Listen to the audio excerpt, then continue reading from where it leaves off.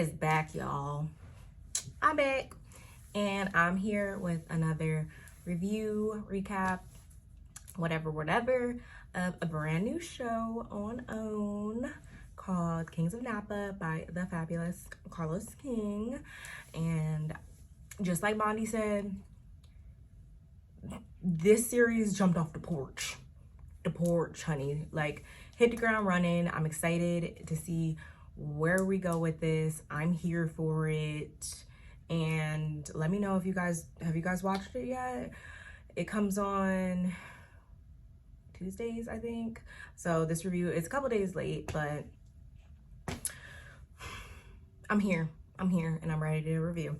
So anyway, it depicts a wealthy Black family, and when I tell you, it gave me like Greenleaf meets Queen Sugar meets Game of Thrones, maybe meets like,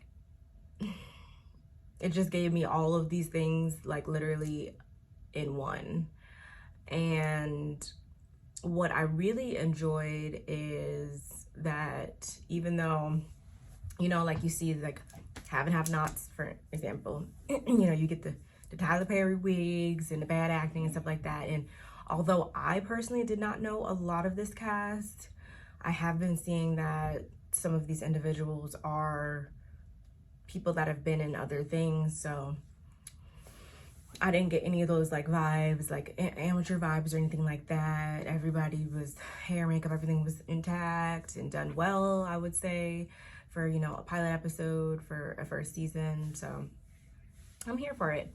But anyway, so when we first get into the episode, we're at, you know, a little brunch or a little, you know, little something, a little Kiki, a little Ponderosa with, I believe it was like a friend. Her name was like Maddie, but we have Bridget and August, who are cousins of this wealthy King family, hence the name Kings of Napa.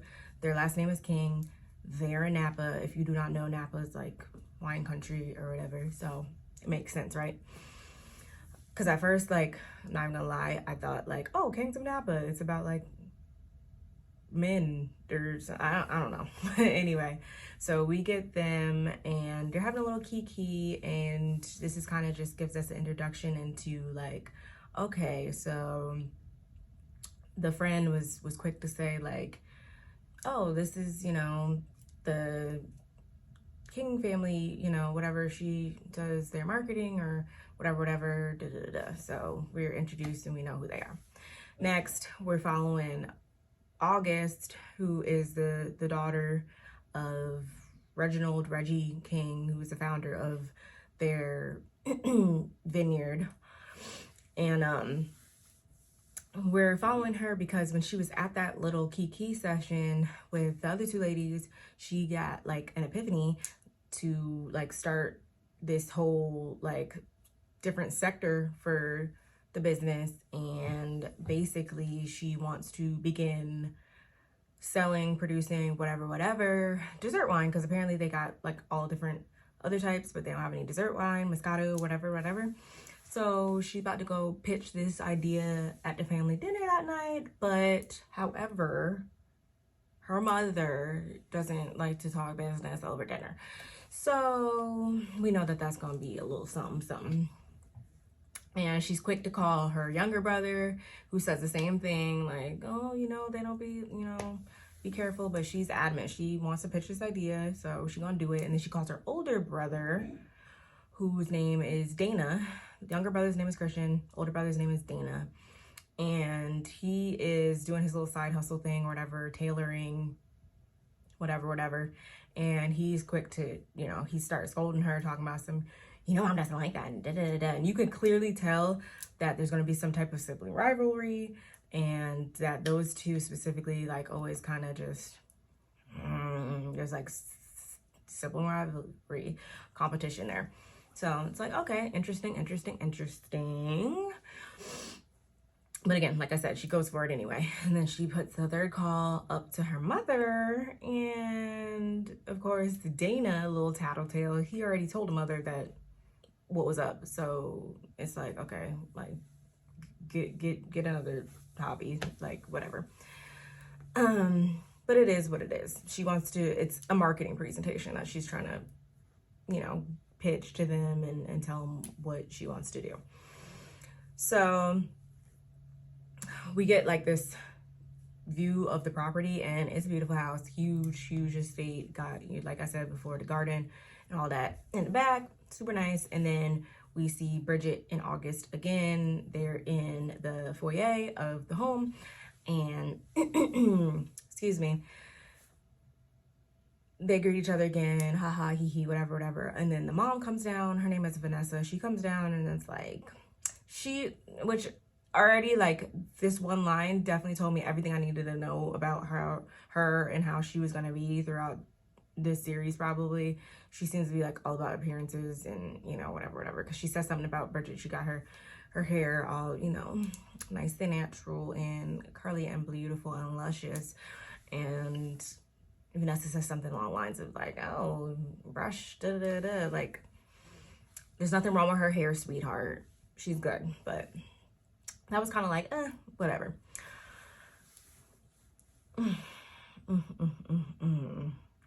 So in preparation for this dinner, we see Christian come speeding up. They all sit down. Everything is great. Everything is good. Ha ha, hee hee. Until it comes time for August to give her marketing presentation. And then we kind of see things kind of go this way and this way and this way and this way. Actually, I left out. Before that, we get a little quick introduction to Reginald, the father. He seemed nice, and what I actually wrote in my notes was like, oh, you know, he seems friendly enough. And it was like, I should have known that was too good to be true, because we'll get into that later on in the episode. But I should have known that, like, something was up, because he just seemed like, oh, you know, he's a decent guy. And if you know anything about like story development and shows and stuff like that, like, things do not ever really be what they seem right off the bat. It's always going to be usually like the person who is portrayed as like the good person or nice guy or something like that. It's always something that comes out.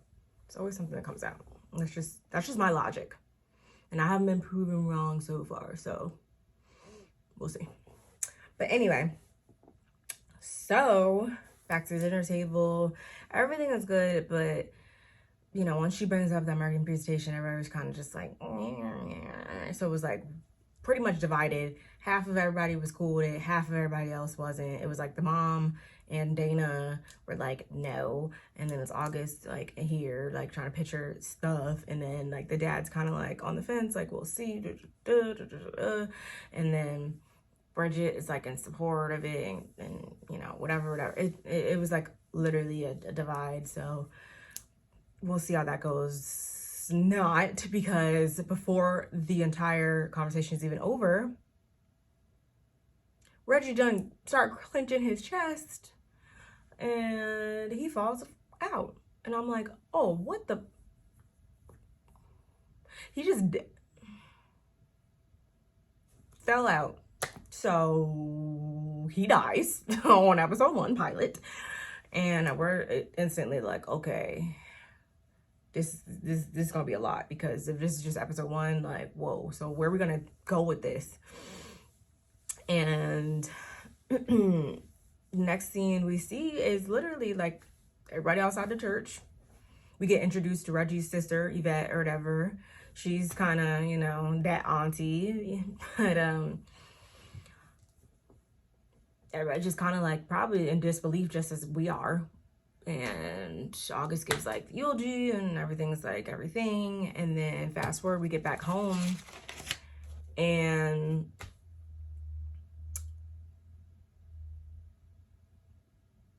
during the next scene, like, the mom, Vanessa, she gets like emotional and everyone surrounds her, and you know, it is what it is. And they know that they're gonna have to start sorting out business and whatever. So they go and sit down with the lawyer or whatever, and he kind of just states what is written in the will and everything, and settles his estate and everything. And August is named the president. of the business. And of course, Dana was not here for that. He wasn't here for that at all. And I mean,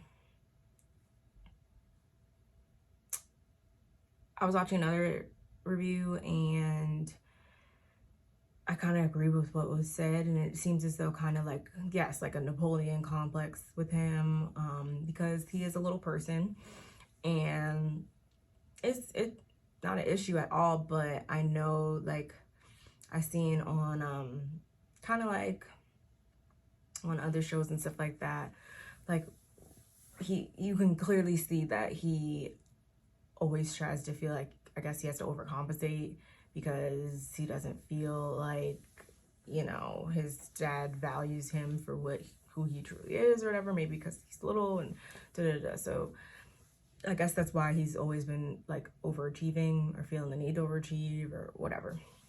And he also has a very beautiful wife. I think her name is Rose.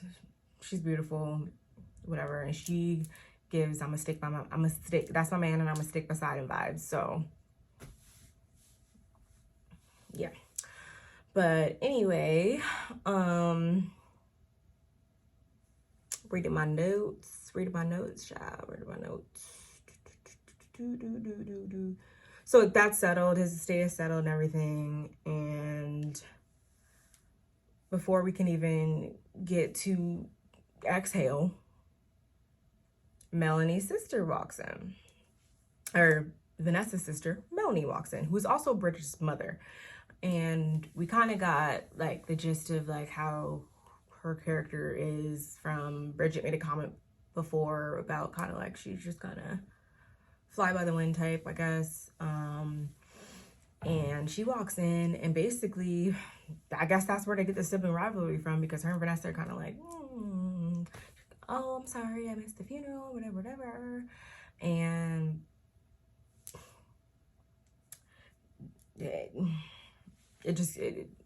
this episode left us up here. When I tell you, like, they didn't waste time pulling out any of the stops.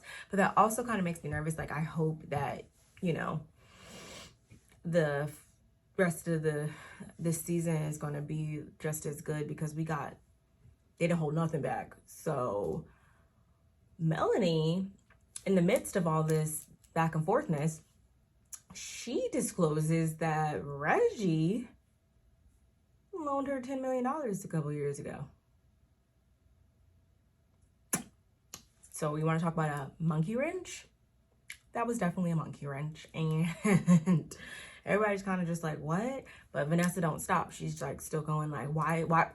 Because that would have made me ask the same question. Like, why was he ever so comfortable giving you money? Like, well, where did this come? Like, what? What are you saying? Like, so she's still coming at her, and she barks back with saying that Reggie's Bridget's daddy. So everybody's like, what the? Bridget storms out. Her mama storms out after her, and it's kind of like, what the? Because I think she mentioned early on that she said that she's always told her that her dad died before she's born, or died in a car accident, whatever. So it's like, yo, you've been lying my whole life. I will be pissed too. I don't really know too many people who wouldn't, but we already know that's gonna be some shit. So that's kind of where the storyline that we start to follow for the rest of the episode. And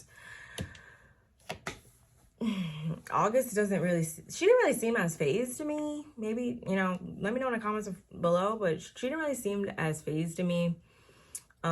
Christian, on the other hand, he'd rather like find out, like, did he really give her that money? Like, what really happened? But there's obviously gonna be there's a lot that needs to be cleaned up at this point. And before Melanie left, she actually also disclosed that August's high school ex, whatever, he's some big time lawyer who's back in the area now from New York.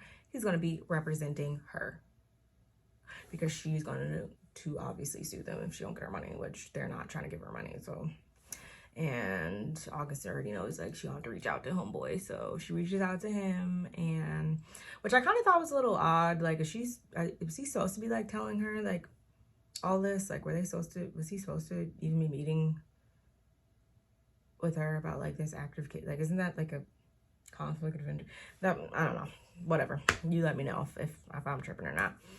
But they meet and nothing's really said too much except for that she wants him to see what he can do about getting her to like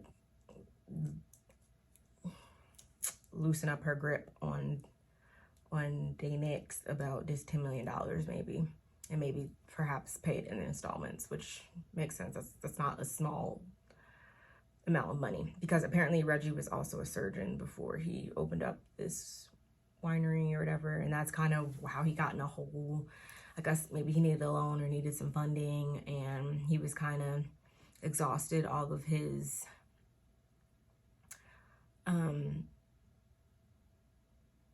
loan opportunities from all these other creditors and people, so he went to her. So that's what they want us to think, I guess. And I'm just like, this is too much, honey. This is too much. And another big thing was that Yvette, because she meets up with Melanie, apparently she's known about this whole time. So I'm sure that's going to come out, and that made me like turn my nose up, like, because you're looking like you don't have nothing, no affiliation to the issue, but that's definitely going to come to light. I know for a fact. And Melanie's just kind of playing the victim, and I knew that something, she's not the victim. She's not the victim. There's no way. No way.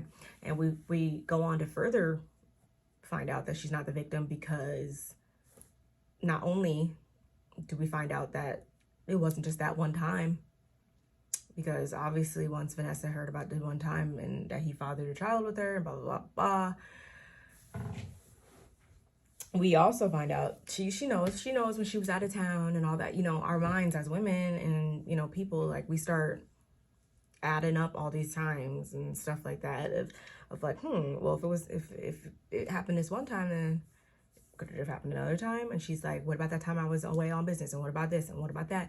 And we find out that it wasn't just one time, it was multiple times. And Melanie affirmed this in not so many words. So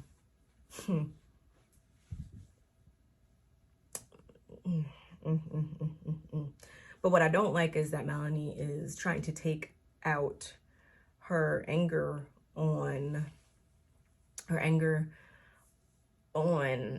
Bridget. I don't think that that's right at all. And I almost wonder, like, okay, if your husband was still alive, like, I wonder if she would even be mad at him, or would she just be mad at her sister, or like, I don't know, like, who she would be mad at. But I do know that her anger right now is misdirected. She shouldn't be mad at Bridget, especially if that was, like, you know, someone that she looked at as like almost your daughter, also your additional daughter. And now you're just trying to disown her, cutting off her access card ID and stuff like that, kicking her off the property. Like, what is that going to solve?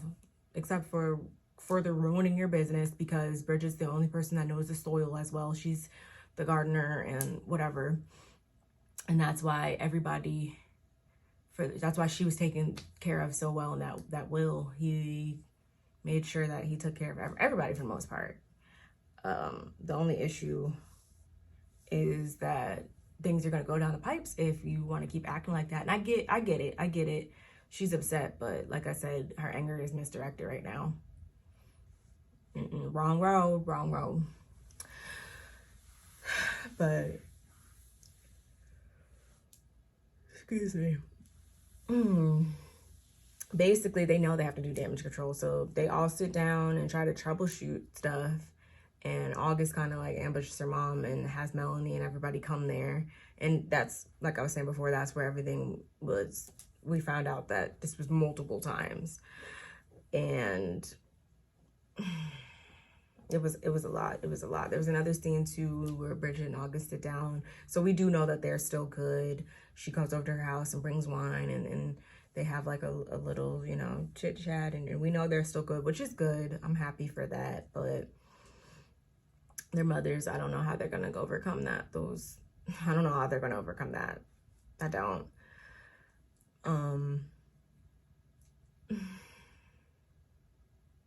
But like I said, they all sit down, and the episode basically ends. Everybody's trying to pool their efforts and understand that they're gonna have to do some cleaning up. And it's even proposed that they make a proposal to Melanie. I know I got it here somewhere.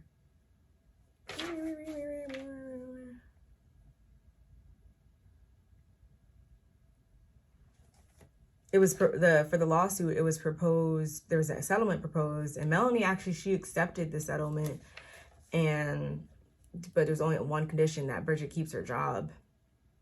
And of course, Vanessa declined. She gonna have Christian do it, like he knows what he's doing, whatever. And the episode basically ends with August getting a blocked call, you know, from like Big Brother, like, you better keep saying that, you know, with the freaking voice disguise thing. And we know that, just as Melanie said before, that Reggie has some demons that are going to be coming ready to pounce. And that's basically what was said on the phone, and not so many words, that they better be ready to continue to pay what is owed to these loan sharks, debt collectors, you know, gangsters, mobsters, whatever. Because Daddy has some unpaid debts that still exist, and we all know, if you've seen any type of shows, crime shows, anything like that, that they're always gonna get theirs. Even if you die, like, that debt doesn't die with you. So they're gonna come after your family, and that's obviously what's gonna happen. So I don't know, y'all. I don't know specifically where we're going with this, but I am here for the ride. I am excited to keep reviewing this show for you guys, and I can't wait until next week. But thank you guys for watching my recap and review. Please like, comment, and subscribe, and I'll see you on the next one. Bye, guys.